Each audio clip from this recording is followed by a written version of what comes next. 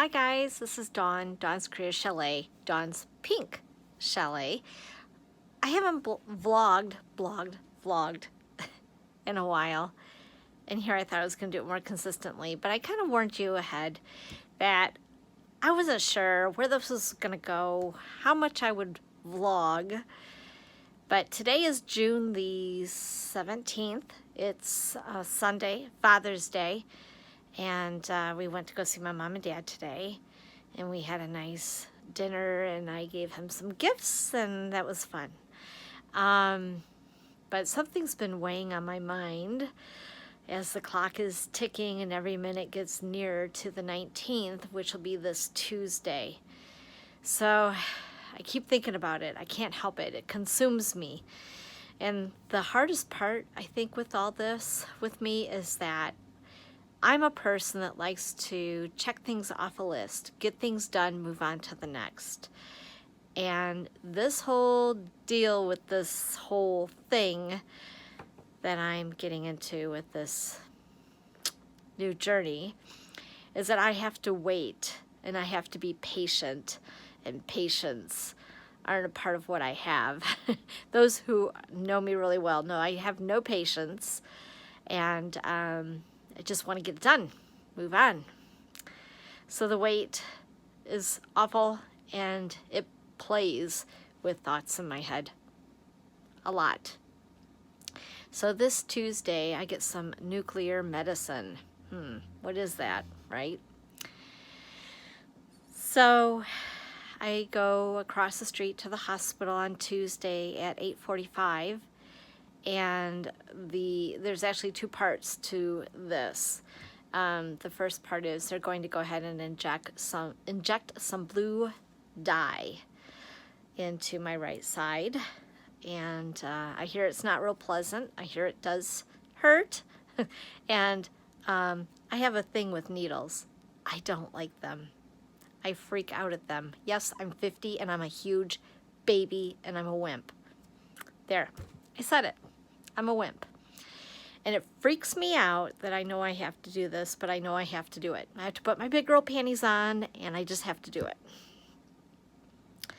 So after they inject this dye, depending on how it works in my body into my lymph nodes, this blue dye needs to work its way right on through, and then they take some pictures. I guess similar to like an x-ray is what the gallon nuclear medicine describe it to me as. And apparently it can take anywhere from 15 minutes to 2 hours for this dye to work into place. And what they need to see is where my dominant lymph nodes are. That sounds really scary. It does. So once they do that, then I don't know how much of a waiting period it is between having that done. And then the next step in the day is seeing my surgeon once again. This is going to be a habit. For the last 3 months, I've been into the surgery department at our hospital. They're going to start to know me by name. You know, I love them. They're great people over there, but that's not a good thing. So anyway, my surgeon, Dr. Autry, who's absolutely wonderful, great bedside manner, is going to then, I guess, make an incision in my armpit and remove the dominant lymph nodes. There, I said it. So I guess from there we'll be able to determine more about my breast cancer.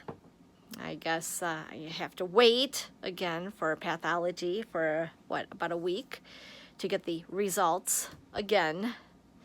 So then my mind goes in 10,000 different directions. If any of you have been through this, you know exactly what I'm talking about.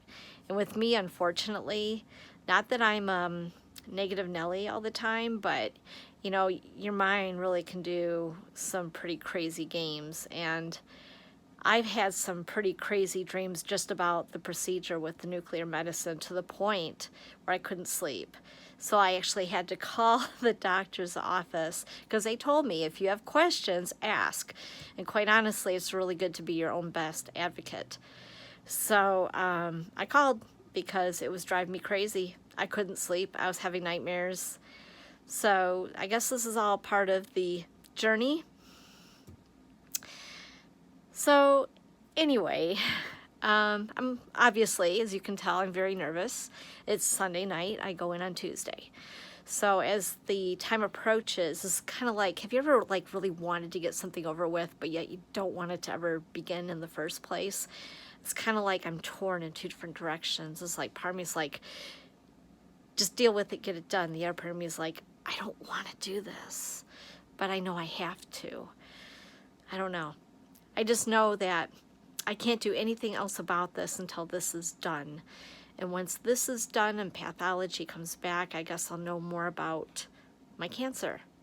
I'll know more about what I will need to make sure that this doesn't come back with radiation. Unless they find something, I guess, really drastic, which I'm really hoping that that doesn't happen. I'm trying not to think about that.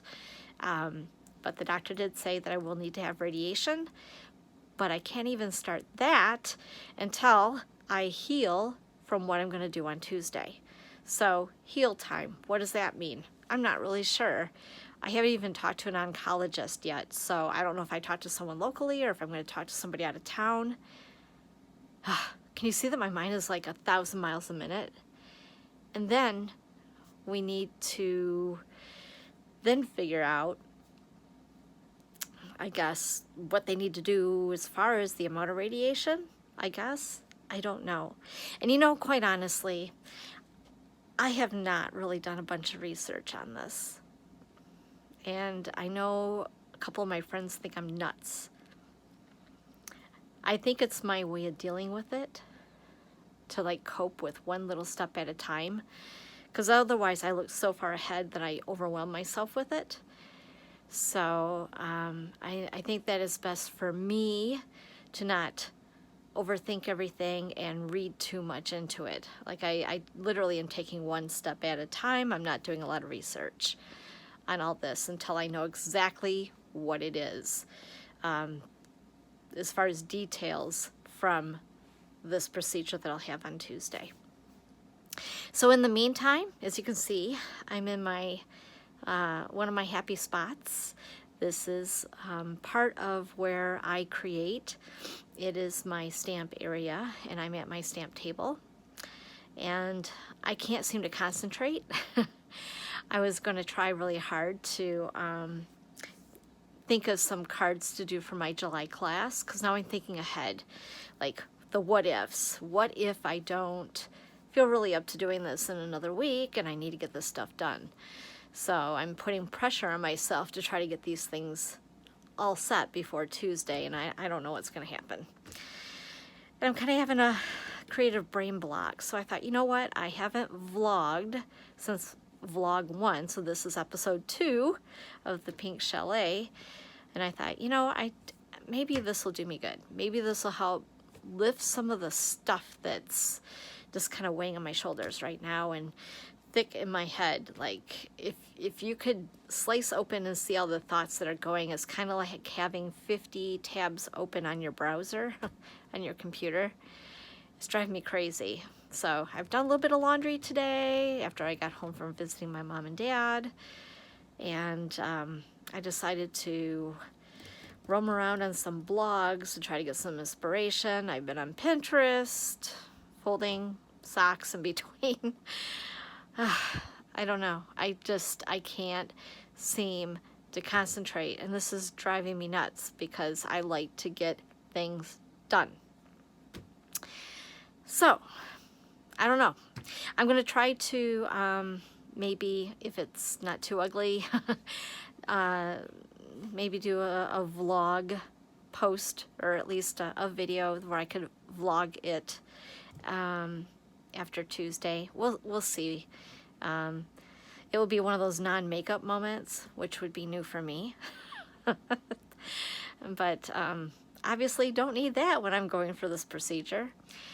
But yeah, see, yeah, I don't know how many details you guys are going to want to know about it after it's done. I have a kind of an idea of some of it, and it just, like I said, it freaks me out. So, thanks for being here. Thank all of you for supporting me. Like, okay, this is where I get teary-eyed. Just thank you. I've received so many real-time hugs,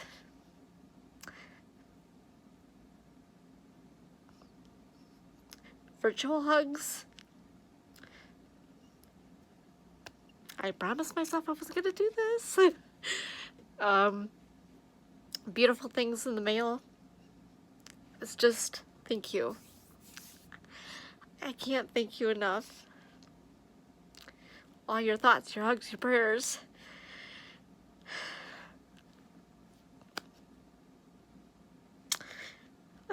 They mean so much. So, thank you. All of you. You're awesome. And thank you for all of you who are in that group.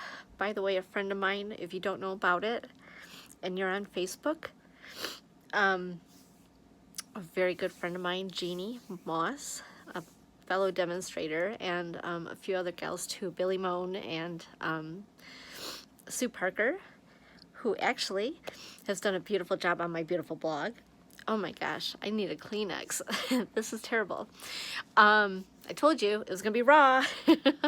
Not always very pretty. And who else? I don't even know who else. Like, my mind is like, brain farting. But anyway, they started a group on Facebook called Friends for Dawn. And it's been a beautiful place for me when I have these moments just to go.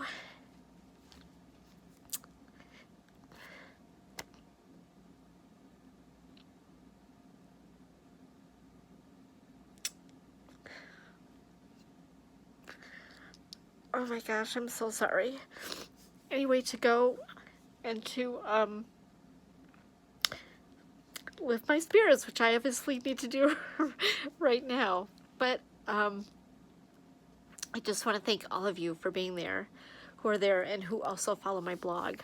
And I know I haven't been blogging a lot as far as my stamping goes. I'm really trying to get into that, but I've just obviously have had a lot of stuff going on in my head, and it's really hard, but I'm trying really hard. Oh, I need a Kleenex to keep busy and keep going, and all of you being right there beside me.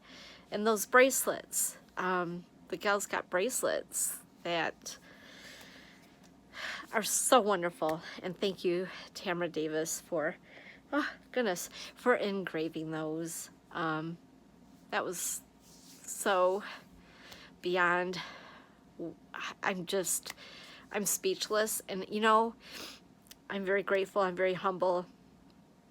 I have such wonderful family and friends.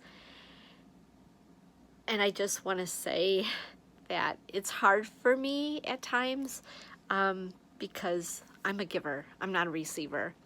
So for me to be on the receiving end, I'm just speechless. Let's put it that way. You know what I mean. So thank you so much. And I just wanted to say that, and just to share some stuff tonight. I didn't mean to share the tears, so I'm sorry. But anyway, I'll see what I can do to blog on Tuesday. In the meantime, you guys have a great rest of your weekend, and just thank you for being a part of this journey with me. It means so much. Mwah.